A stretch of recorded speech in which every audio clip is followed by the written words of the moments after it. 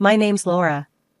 I've been teaching Italian for a good part of my life, and at 42, I was pretty settled in my ways, comfortable, you might say, with the everyday hum of school bells and chalk dust. My life took a turn, though, not a dramatic one, but like when you catch someone's eye across a crowded room and just know something's going to happen. I met Marco on a typical soggy March afternoon. His daughter, Isabella, was one of my private students. A bright kid, always eager, always had her homework done on time. That day, she was scribbling away in her notebook when Marco first walked into my classroom to pick her up. "Sorry for barging in like this," he said, standing awkwardly at the door. His hair was a mess from the wind, and his coat was dripping all over the floor. "No worries at all. We're just wrapping up," I replied, giving him a reassuring smile. "Isabella's just finishing up an exercise." Marco nodded and leaned against the doorframe, watching us. "She talks a lot about you, says you make learning fun." I chuckled, closing my books. "I try. Italian is a beautiful language. It deserves a little passion, don't you think?" "Yeah, I guess," he shrugged, a small smile playing on his lips. "I'm Marco, by the way." "Laura," I said, extending my hand. Isabella packed her bag, chattering about the lesson and how she couldn't wait for the next one. Marco listened, his eyes flitting between her animated face and mine. It was clear he was a devoted dad. As they were about to leave, Marco paused. "Hey, if you're not busy this weekend, there's a little community gathering. Food, music, pretty laid back. Maybe you'd like to come? Bring some of that Italian passion to the party?" I was taken aback, not just by the invite, but by the straightforwardness of it. "Sure, why not? Sounds like fun." "Great. It's a date then," he said, a bit too quickly. "I mean, not a date. Just, a friendly outing." "Got it," I laughed, easing the awkwardness. "A friendly outing." At our first real outing, as the community band played some old tunes and kids ran around, Marco opened up a bit more over plates of food. "I'm a widower," he said, his voice a bit lower, a bit rough around the edges. "Been raising Isabella and her brother Matteo on my own. He's 12, a real firecracker." I nodded, not sure what to say, my heart going out to him. "Sounds like you've got your hands full." "Yeah, it's been tough, but we manage," he replied, poking at his food. "They're good kids, they make it easier." Over the next few dates, our conversations deepened. We met at small cafes, walked through parks. It was during these walks that I met Matteo, a lively boy with his father's eyes and an infectious laugh. He took to me quickly, showing me his sketches and asking about Italy. Then, Marco introduced me to his mother. She was a stout woman with a sharp tongue but a warm smile. "So you're the lovely lady making my son smile again," she said, sizing me up, but not unkindly. "Glad he's found someone who can put up with his cooking."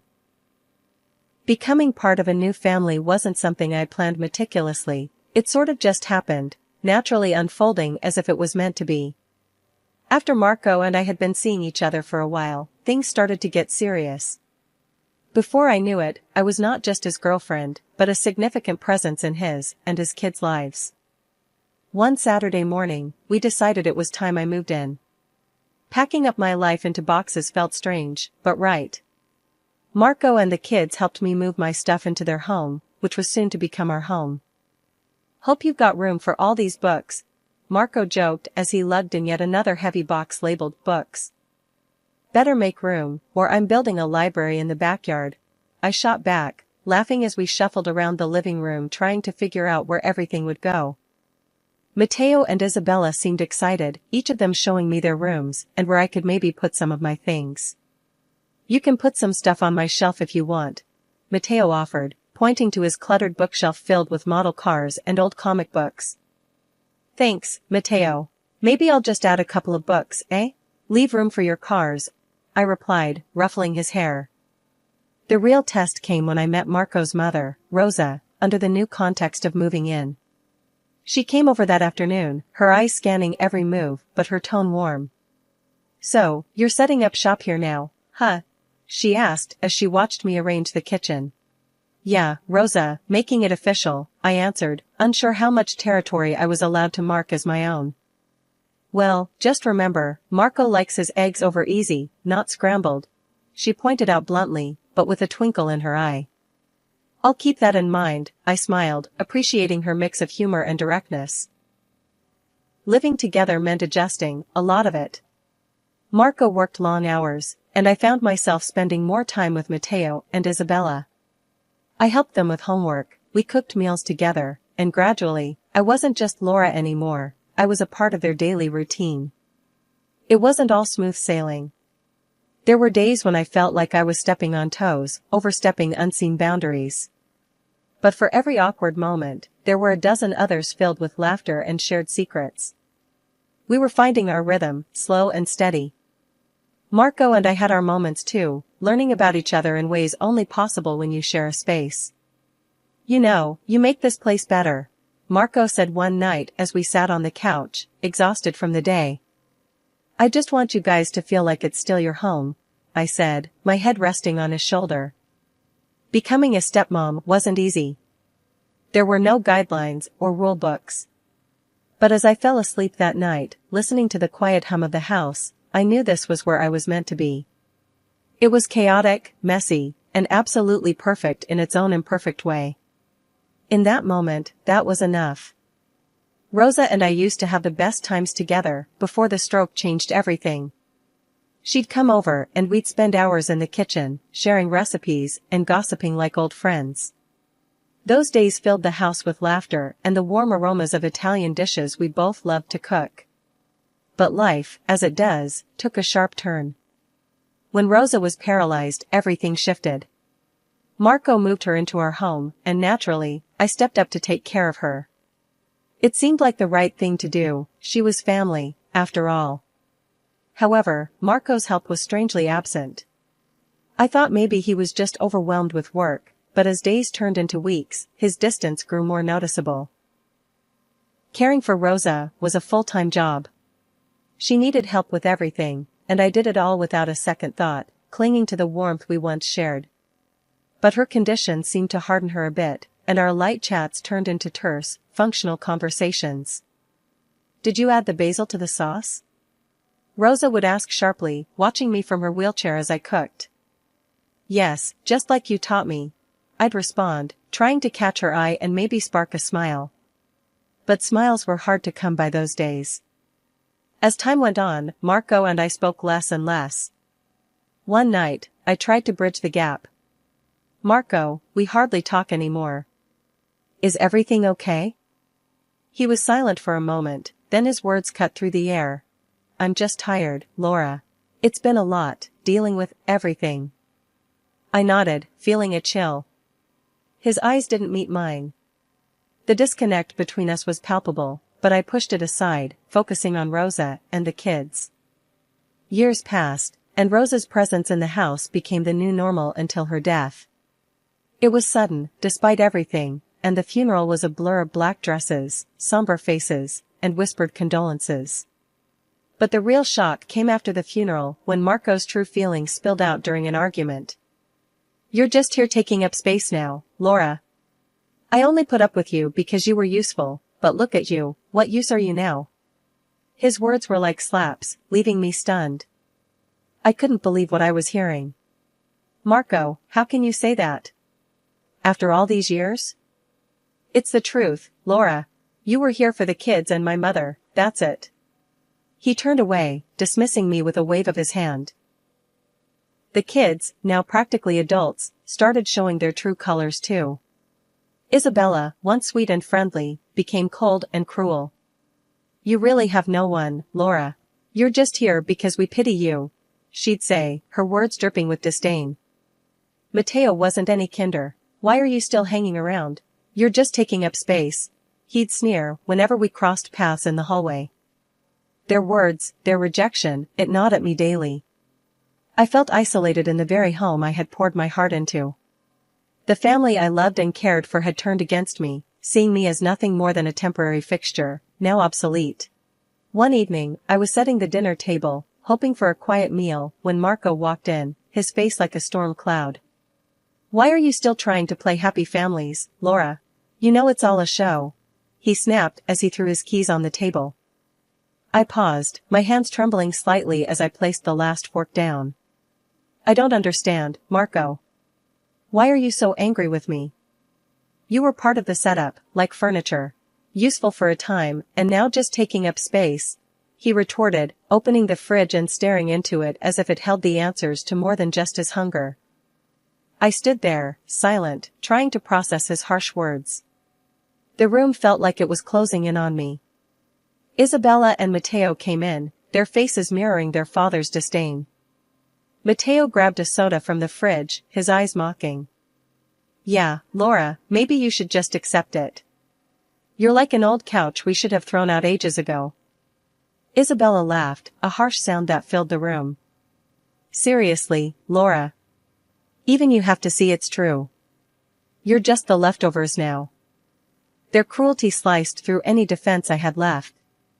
I turned away, hiding the tears that threatened to fall. I've cared for you all, loved you. How can you treat me like this? Marco shrugged, dismissing my emotions with a wave of his hand. Love? That's a strong word for just doing your job, don't you think? The rest of the dinner passed in silence, at least on my part. Their words echoed in my head, leftovers, useless, old furniture. It was clear they saw me as nothing more than a temporary help that had overstayed her welcome. Life has a way of knocking you down when you least expect it. Just when I thought things couldn't get worse, my health took a nosedive. My legs, which had always carried me through long days of teaching and bustling about the house, suddenly became a source of constant pain. The doctors couldn't give me a straight answer at first, tossing around terms like chronic inflammation and possible degenerative issues, which meant little more than get used to it. This change hit me like a brick. Teaching at the private school, a job I cherished and excelled at, became impossible. I had to resign, leaving behind not just my income but a part of my identity. At home, every step was a struggle, every task a monumental effort. I felt trapped in my own body and, worse, in a home where I was increasingly unwelcome. Marco's reaction to my situation was like a cold splash of reality. One morning, after I had struggled to clear up the breakfast dishes, grimacing with every move, he walked into the kitchen. He watched me for a moment, his face twisted not with concern, but irritation. Why are you even trying to clean? You're just making a mess, he said, his voice cold and sharp. I'm trying to help out, Marco. It's not like I can just sit around, I replied, leaning against the counter for support. Help? You call that help? You're more of a burden now than anything. He shot back, his words slicing through the air and cutting me deeper than the pain in my legs. Marco and the kids spent money like water, flaunting new gadgets and designer clothes bought with the inheritance. Me? I got nothing, not that I expected anything different at this point. Their lavish spending was a slap in the face, a constant reminder of where I stood in this family. On top of that, Marco and the kids loved to remind me that I was only in their house out of pity. Don't push your luck, Laura, Marco would sneer. Remember, you're just one argument away from being out on the street. Their words were like a cage, locking me in a life of quiet desperation. But one day, I stumbled upon a website for private tutors teaching languages online.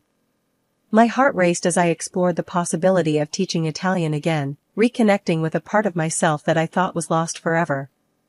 I dove into setting up my profile, my fingers trembling with excitement as I typed out my experience and qualifications. Experienced Italian teacher, personalized and engaging lessons, I wrote. Before long, I was booking my first session. The thrill of teaching, of speaking Italian, of engaging with eager students, it all came rushing back, filling me with a warmth I hadn't felt in years. Each day, as Marco and the kids left, I transformed a corner of my room into a makeshift classroom. I started with a few students, but word of mouth spread fast. My schedule filled up, and I found myself teaching more and more. You're really good at this, Laura, a student told me over a video call, their words bolstering my confidence. I started receiving glowing reviews, and my rates went up. As my reputation grew, so did my earnings. It was astounding. For the first time in a long time, I was making my own money, more money than Marco, even. But I kept this to myself. If Marco or his kids knew, they'd surely find a way to claim it or ruin this for me. One afternoon, after a particularly rewarding session, I sat back and let out a long, satisfied sigh. Just then, Marco walked in earlier than usual. He eyed my setup, a laptop, notebooks, Italian flags, and teaching aids scattered around. "What's all this?" he asked, his tone suspicious. "I'm teaching," I replied, my voice steady and calm, despite my racing heart. "Teaching? Here?" His confusion was evident. He hadn't expected this. "Who would want to learn from you?" "People from all over the world," I responded with a pride I couldn't hide. "Turns out, I'm quite popular." Marco scoffed, clearly unimpressed. "Make sure this doesn't interfere with your chores around the house." "It won't," I assured him, turning back to my computer. His presence in my sanctuary irked me, but he soon left, muttering under his breath. That night, I lay in bed, a smirk playing on my lips. Marco and his kids could spend all the inheritance they wanted on fleeting pleasures.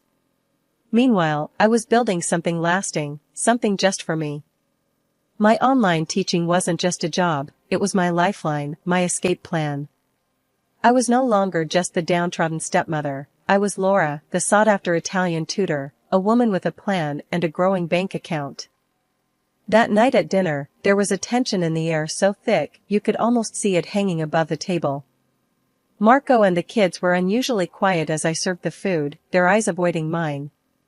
I could feel something brewing beneath the surface, but nothing prepared me for the words that were about to slice through the last threads of our family ties.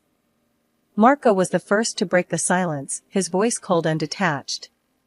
"I got a promotion at work," he announced, not looking at anyone in particular. "I bought a new house, too." I paused, spoon midair, the news catching me off guard. "That's great, congratulations," I managed to say, though a sinking feeling started to form in my stomach. "Yeah, well, don't get too excited," Marco continued, his eyes now fixed on me with a hardness I hadn't seen before. "You're not coming with us." I put the spoon down, feeling suddenly like I had been punched in the gut. "What do you mean?" "Just what I said," Marco snapped. "You're not part of the plan, Laura. You stay here. I'm moving with the kids. We need a fresh start." The room spun slightly as his words sunk in. Isabella giggled cruelly from across the table, her voice like a knife. "Yeah, who needs an old limping maid in a shiny new house?" Matteo chimed in with a smirk. "Consider yourself lucky we're not kicking you out on the street tonight." I looked from face to face, each one a mask of contempt and dismissal. My heart pounded painfully in my chest. "And the house? This house?" I asked, my voice barely above a whisper. "It's sold," Marco said bluntly. "New owners will take over in a month. Maybe try to find a shelter or something by then." They all laughed, a harsh, grating sound that filled the room. I sat there, stunned, my hands trembling in my lap. This was their thanks, their repayment for all the years of care, of love, of sacrifice. As the laughter died down, I found my voice, small but steady. "I see. Well, then I guess there's nothing left to say, is there?" Marco shrugged, already disinterested as he turned his attention back to his plate. "Guess not." I stood up, my legs shaky but holding. I looked at each of them, their faces still turned towards their food, no sign of remorse or regret. "Enjoy your dinner," I said quietly, then turned and left the room. In my room, the gravity of the situation hit me full force. They were really going to leave me behind, discard me like an old piece of furniture. But as I sat there, a strange sense of relief began to wash over me. I was free, free from their cruelty, their disdain, their oppressive presence. It was not the freedom I had imagined or wanted, but it was freedom nonetheless.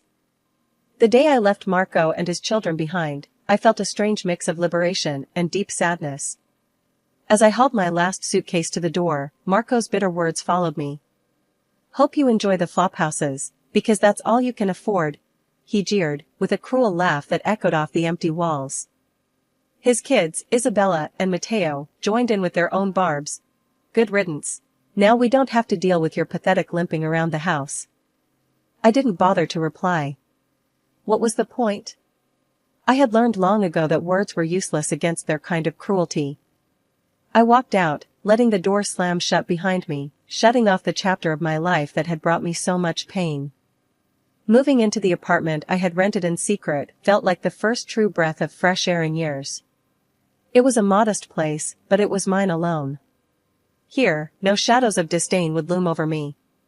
No harsh words would cut through the quiet. Setting up my new home was therapeutic. I arranged my books, set up my small desk by the window, the new headquarters for my online Italian lessons. I relished the peace, the utter silence that came not from tension but from tranquility. The divorce was finalized soon after. I stood in the courtroom, facing Marco and his children for the last time. They smirked, confident and unrepentant. When offered alimony, I refused. I want nothing from him, not now, not ever, I declared. He and his children are strangers to me. Word of my teaching spread, and my schedule became packed with students from all corners of the globe. The income was more than sufficient, a sweet victory that was all my own. One evening, while sipping tea at my new kitchen table, a call from an old friend brought unexpected news. "Have you heard about Marco?" she asked, a tone of disbelief in her voice. "He's moved into a fancy new house, but guess what? He's already blowing through money like there's no tomorrow." I couldn't help but grin, shaking my head. "No surprise there," I replied. He never did plan for the future. Rumors about Marco and his children's reckless spending didn't surprise me, but it was the catalyst I needed to put my plan into action. During the last few tumultuous months of our marriage, I had recorded several of their verbal tirades and cruel jabs, originally for my own records, in case I ever needed proof of their behavior. I sent the files anonymously to Marco's boss. The company he worked for had a strict policy against any form of harassment, and I knew they would take it seriously. It wasn't long before the repercussions came to light. One evening, my phone rang with Marco's number. I hesitated, but curiosity got the better of me, and I answered. The desperation in his voice was palpable. "Laura, what have you done?" he blurted out, his voice a mix of anger and fear. "You've heard, then? Sounds like your company didn't appreciate the way you treat people," I said calmly, a hint of vindication coloring my words. "You've ruined me. They demoted me, slashed my salary. How am I supposed to pay the mortgage now? We could lose the house," he raged, his words tinged with panic.